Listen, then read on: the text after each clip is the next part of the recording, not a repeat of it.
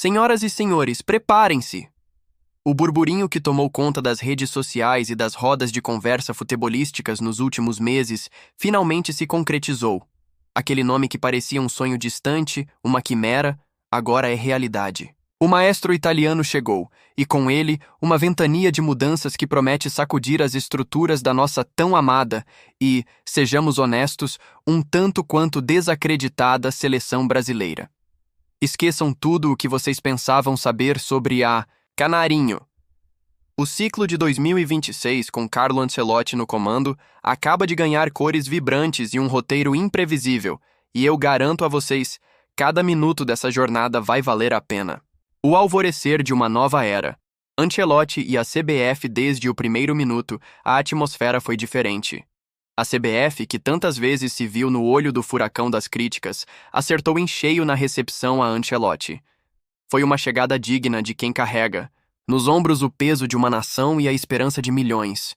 Uma recepção calorosa, pontual e, acima de tudo, respeitosa com o legado do futebol brasileiro.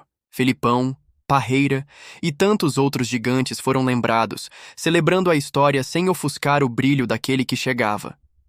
Nada de holofotes desviados. A estrela era uma só: Carlo Ancelotti. E é exatamente essa a primeira lição oculta, que precisamos absorver. O respeito ao legado, aliado a uma visão futurista, é o motor para qualquer grande projeto.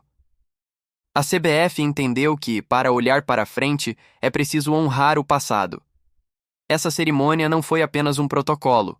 Foi um reconhecimento da grandeza de Ancelotti e, de forma sutil, um pedido de redenção da própria entidade perante a torcida. O discurso do presidente Samir Chaudhry foi breve, focado. Rodrigo Caetano, discreto. A mensagem era clara. O protagonismo agora é do campo, da bola e de quem a comanda. Esse é um sinal inequívoco de que, talvez, a CBF esteja finalmente virando uma página crucial. A primeira convocação. Entre a base e a Revolução Silenciosa, então, veio a tão aguardada lista. Muitos esperavam uma revolução, nomes disruptivos, uma guinada radical. Mas Ancelotti, com a sabedoria de quem conhece os atalhos do futebol como poucos, optou por uma abordagem mais pragmática. E por que não? Atire a primeira pedra quem esperava um estudo aprofundado do Campeonato Brasileiro, vindo de um treinador que até sábado estava comandando o Real Madrid na beira do campo, preocupado com o Betis, o Villarreal e os gigantes da Champions League. A verdade é que a lista é um reflexo do que ele tinha em mãos.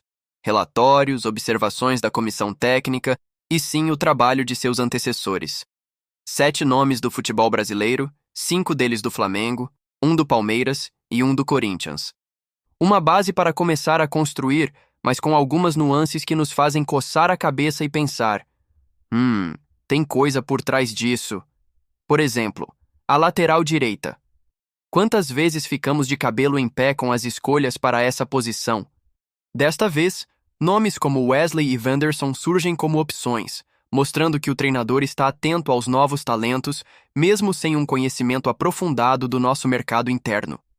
Na esquerda, Alex Sandro e Carlos Augusto oferecem diferentes características, algo crucial para um técnico que preza pela adaptabilidade tática.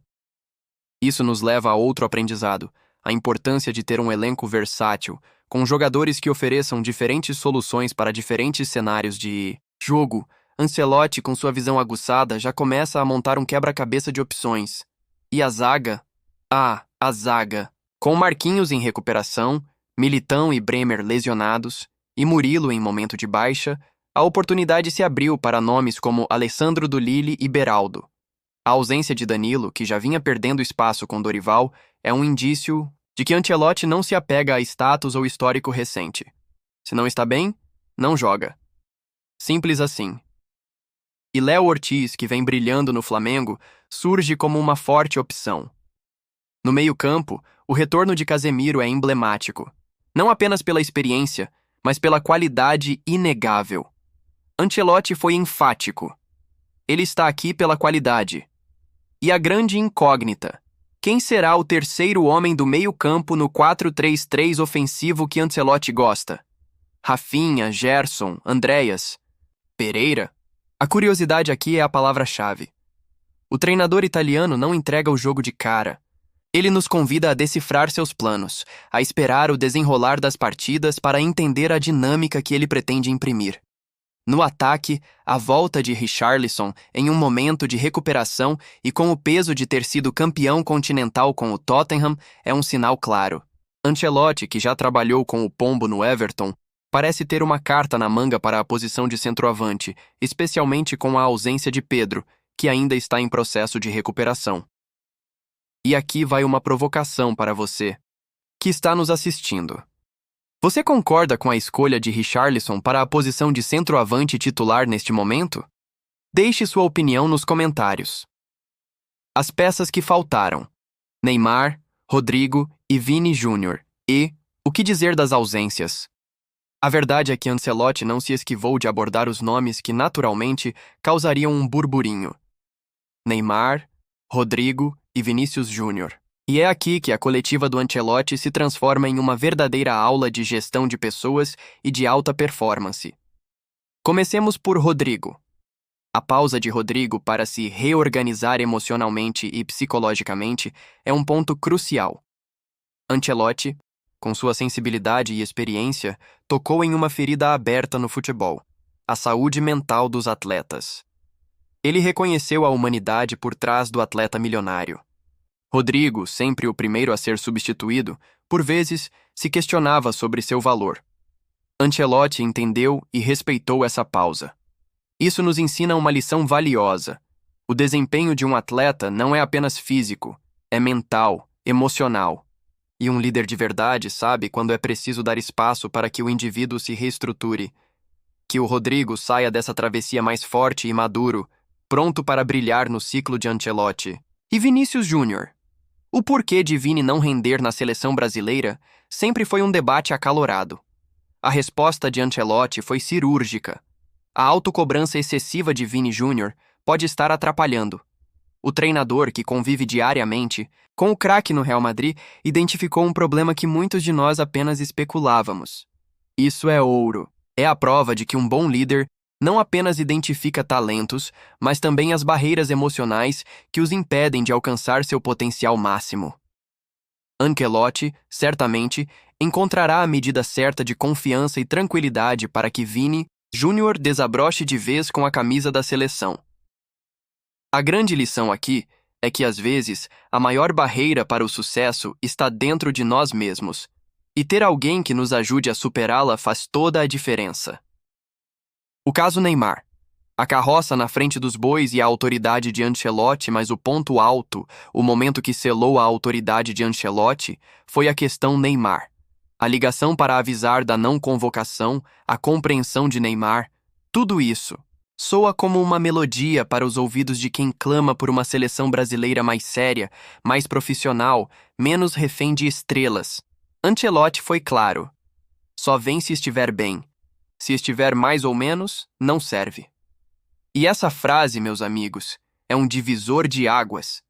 Quantas vezes ouvimos a falácia de que, com uma perna só, ele resolve?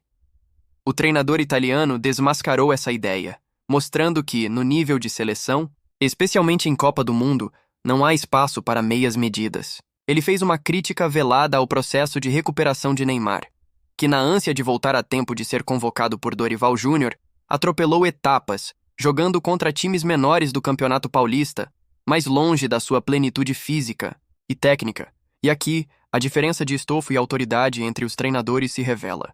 Você consegue imaginar Dorival Júnior ligando para Neymar e dizendo não a uma convocação? Com todo respeito ao Dorival, um treinador vencedor, mas o histórico do futebol brasileiro nos mostra que a figura do jogador intocável, muitas vezes se sobrepõe à do técnico. Neymar, com seu status e sua trajetória, por vezes parecia olhar para os treinadores brasileiros de cima para baixo. Mas com Ancelotti, a conversa é outra. Ele não é apenas um treinador. Ele é um monstro sagrado do futebol mundial, com múltiplas Champions Leagues, títulos em diversos países e a chancela do maior clube do mundo, o Real Madrid.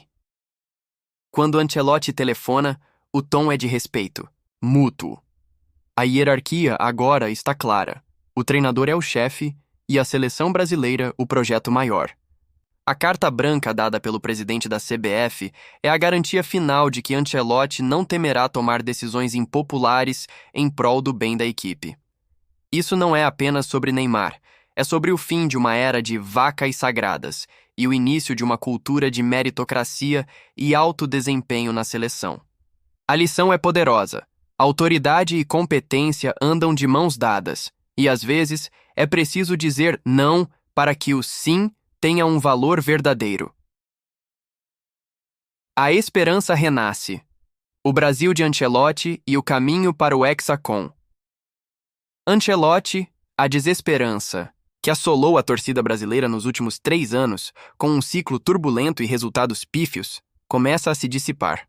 A ausência de um plano de jogo claro, a conciliação de funções, as atuações insossas contra adversários frágeis, as vaias da própria torcida, tudo isso parece finalmente ficar para trás. Ancelotti não é apenas um nome de peso. Ele é um treinador que se adapta ao que tem em mãos. Esqueçam os conceitos arcaicos de jogar de uma só forma ou meu esquema é esse e pronto.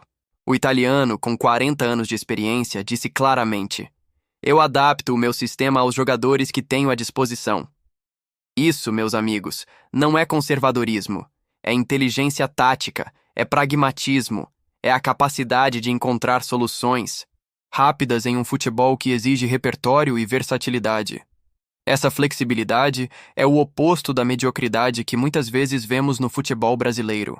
Ancelotti nos mostra que o grande treinador não se prende a dogmas, mas sim às características dos seus atletas e às exigências do jogo.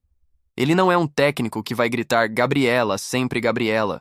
Ele é um estrategista que entende que cada partida, cada adversário, exige uma nova abordagem. A responsabilidade de Ancelotti é imensa. O Brasil já tentou de tudo, com treinadores de todos os estilos, e nada pareceu funcionar. Ele é, de certa forma, a última esperança para resgatar o futebol da seleção e trazer de volta a confiança de uma nação apaixonada. O que você espera do Brasil de Ancelotti? Acha que ele é a peça que faltava para o Hexa? Compartilhe sua expectativa e sua opinião nos comentários, e não esqueça de deixar o seu like e se inscrever no canal para não perder nenhum detalhe dessa jornada épica.